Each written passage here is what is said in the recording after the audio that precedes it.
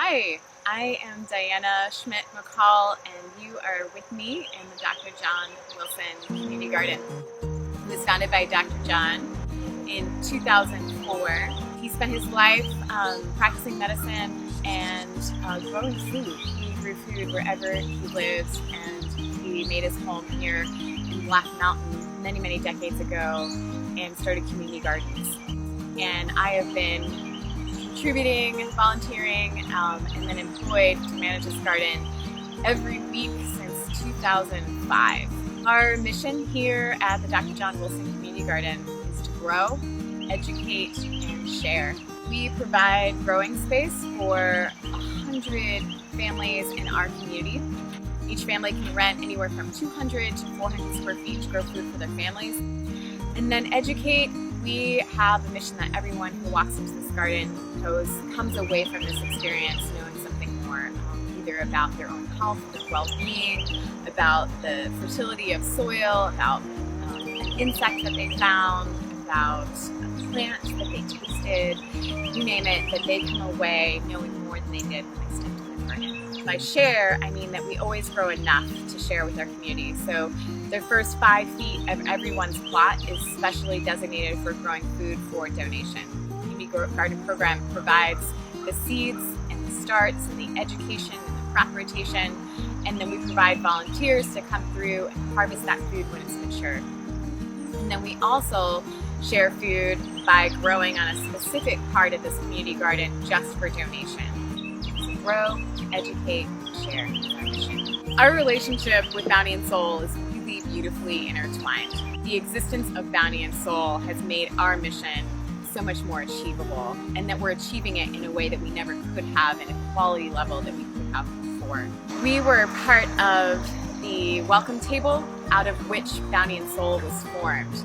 And during that time, the founder of Bounty and Soul began coming to those weekly meals, and our garden was putting some of our fresh produce there, either into the meal or also putting it out on tables afterwards. The founder of Bounty and Soul, Ellie, took that and took it to the whole next level, beginning to borrow our cooking equipment on a weekly basis and doing these tastings. And suddenly one table became 2, became 3, became 4, and eventually over the last 5 or 6 years grew into what Bounty and Soul is now. It's just a really powerful growth of 2 organizations having a really clear mission, and in the end, Bounty and Soul really raising up our mission and really making it possible for us to do what we do in excellence. We're growing anywhere from 4,000 to 5,000 pounds annually to donate to Bounty and Soul, who distributes all of the produce that we grow.